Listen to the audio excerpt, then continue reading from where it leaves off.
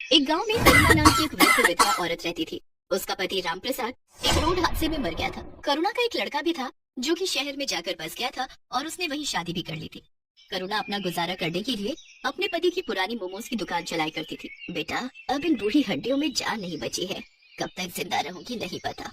तू बस एक बार घर आ जा, तुझे देखने का बहुत मन कर रहा है। तेरे पिताजी के जाने के बाद तू ही तो एक सहारा है मेरा। माँ, मैं काम कर रहा हूँ, मेरे पास समय नहीं है, मैं नहीं आ सकता। और बार बार आप फोन मत करा कीजिए। सुधीर फिर फोन काट देता है। करुणा उदास मन लिए टेलीफोन बूथ से बाहर आती है। क्या हुआ भाभी जी, क्या बोला सुधीर? बस यही बोल रहा है कि समय मिलेगा तो आ जाऊंगा। अगर बुरा ना मानो भाभी जी तो एक बात बोलूं, सुधीर अब शहर जाकर बदल गया है। आप उसकी राह देखना बंद कर दें। धनीराम जी, कोई माँ अपने बच्चे को कभी भूल नहीं सकती। आप बताओ कितने पैसे हुए? मैं आपसे कैसे पैसे ले सकता हूँ भाभी जी? कोई बात नहीं, आप आराम से घर जाइए। नहीं धनीराम जी, आपके मुझ पर पहले से ही बहुत उपकार है। मैं पहले के पैसे आपके अभी तक नहीं दे पाई हूँ। पैसों का क्या है भाभी जी, जब हो आप तब दे देना।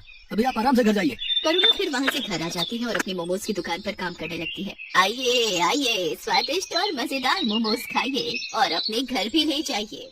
आइए आइए। वो अपनी दुकान अकेले ही चलाती थी। बुढ़ापे की वजह से वो ज्यादा काम नहीं कर पाती थी, लेकिन फिर भी वो रोज मोमोज की दुकान खोलती और काम करती। गिने चुने लोग ही उसकी दुकान पर आते थे। कभी कभी तो एक आदमी भी उसकी दुकान पर नहीं आता था। करुणा का गुजर बसर बहुत मुश्किल हो गया था। करुणा बहुत धार्मिक स्वभाव की थी। वो हर रोज गणेश जी के मंदिर में जल चढ़ाने जाती थी और प्रार्थना किया करती थी। हे भगवान, इस अभागन पर दया दृष्टि डालो। जीवन बहुत कठिन हो गया है। लोगों से उधार लेकर मैंने अपने बेटे को पढ़ाया और अब वो मुझसे मिलने भी नहीं आता। मेरे पति के गुजर जाने के बाद उनकी दुकान चलाना मुश्किल हो गया है। कोई काम करने वाला नहीं है और अब इस बूढ़ी से इतना काम भी नहीं हो पाता। हे प्रभु, दया करो। ये बोलकर करुणा वहाँ से चली जाती है। करुणा निराश मन के साथ दुकान पर बैठी होती है। तभी करुणा के पास दो जुड़वा बच्चे आते हैं। दोनों की उम्र 16 साल थी। वो आकर करुणा से कहते हैं, मैया, हम दोनों भाइयों के पास कोई घर नहीं है, क्या आप हमको अपने साथ रखेंगी? हम इसके बदले आपका सारा काम करेंगे। बेटा, मैं खुद परेशान हूँ, मैं तुम्हें अपने साथ कैसे रख सकती हूँ? मैया, हम आपका सारा काम करेंगे, बस आप हमें अपने साथ रख लीजिए। ठीक है। करुणा को उन दोनों जुड़वा बच्चों पर दया आ जाती है और वो दोनों को अपने साथ रख लेती है। भगवान ने इस बार करुणा की पुकार सुन ली। वो दोनों भगवान के भेजे हुए दूत थे, जिनको भगवान ने करुणा की मदद के लिए करुणा के पास भेजा था। करुणा मोमोज का सामान बना रही होती है। माँ जी, ये काम आप हमें दे दीजिए, मोमोज हम बना लेंगे, आप जाकर आराम कीजिए। करुणा रसोई घर से बाहर आ जाती है। वो दोनों बच्चे उसके बाद गेट लगा देते हैं। थोड़ी देर बाद गेट खुलता है। करुणा देखती है कि सारे मोमोज बहुत अच्छे से तैयार हो गए हैं। करुणा ये देखकर बहुत खुश होती है। अरे वाह, तुम दोनों ने तो बहुत अच्छा काम किया है। फिर करुणा उन दोनों बच्चों के साथ अपनी मोमोज की दुकान खोलती है और मोमोज बेचने लगती है। आइए आइए, स्वादिष्ट और मजेदार मोमोज खाइए और अपने घर भी ले जाइए। आइए आइए। आज करुणा के मोमोज में से ऐसी खुशबू आ रही थी जैसी कभी नहीं आई। पूरे बाजार के लोग मोमोज की खुशबू से आकर्षित होकर करुणा की दुकान पर आने लगे और देखते ही देखते करुणा की दुकान पर भीड़ लग जाती है। अरे एक प्लेट मोमोज देना, मुझे भी दे दो एक प्लेट। अरे वाह वाह वाह, इतने स्वादिष्ट मोमोज तो मैंने आज तक कभी नहीं खाए। वाह वाह वाह वाह। करुणा लोगों की ये सारी बातें सुनकर काफी खुश होती है। देखते ही देखते उसके सारे मोमोज बिक जाते हैं। आज तो बहुत अच्छी कमाई हो गई। अगर ऐसे ही मेरे मोमोज बिकने लगेंगे तो मेरा सारा कर्ज उतर जाएगा। दोनों बच्चे अब करुणा को कोई काम नहीं करने देते। दोनों मोमोज बनाते और करुणा के साथ उन्हें बेचने भी जाते। उन दोनों के बनाए मोमोज में ऐसा स्वाद था कि हर कोई उंगलियां चाटता रह जाता। एक रात की बात है, वो दोनों बच्चे रसोई घर का दरवाजा बंद करके मोमोज बना रहे थे। कमाल है, हर रोज ये दोनों रसोई घर बंद करके मोमोज क्यों बनाते हैं? आज देखती हूँ ये ऐसा करते क्या है। करुणा चुपके से जाकर खिड़की में से झांकती है। वो देखती है कि उन दोनों छोटा बच्चों के हाथ में से चमत्कारी शक्तियां निकलती हैं, जिससे मोमोज अपने आप बनते हैं। ये जादू देखकर करुणा दंग रह जाती है। वो तुरंत उन दोनों के पास जाती है। दरवाजा खोलो। जी माँ जी। तुम लोग कौन हो? क्या? मैंने सब देख लिया खिड़की में से, जल्दी बताओ। डरिए मत, हम आपको कोई नुकसान पहुँचाने नहीं आए हैं, बल्कि हम तो आपकी मदद करने आए हैं। हम भगवान के दूत हैं, हमें गणपति जी ने आपकी मदद के लिए भेजा है। क्या सच में गणपति भगवान ने आपको मेरी मदद के लिए भेजा है? हाँ माँ जी, आपकी परेशानी भगवान ने सुन ली और हमें आपकी मदद के लिए ही भेजा है। करुणा ये सब सुनकर बहुत खुश होती है। अब इसके बाद दोनों फरिश्तों के जादू से करुणा के दिन अच्छे होने लगे। दोनों दूध रोज अपने जादू से मोमोज बनाते और करुणा उसे बेच आती। देखते ही देखते करुणा की दुकान चल पड़ी। लोग उसके मोमोज दूर दूर से खाने आते थे।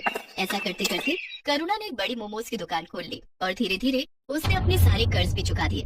अब करुणा के पास धन की कोई कमी नहीं थी। ये बात करुणा के बेटे सुधीर तक भी पहुंच जाती है। इधर सुधीर की नौकरी भी जा चुकी थी, इसलिए एक दिन करुणा का बेटा सुधीर अपनी बीवी के साथ वापस आ जाता है। माँ प्रणाम, देखो मैं आ गया। अरे सुधीर बेटा, तू आ गया।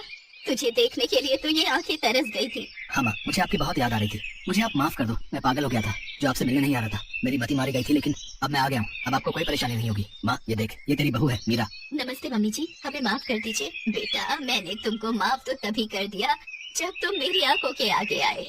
आज भगवान ने मुझे सारी खुशियाँ दे दी, अब मुझे कुछ नहीं चाहिए। चलो अब तुम घर।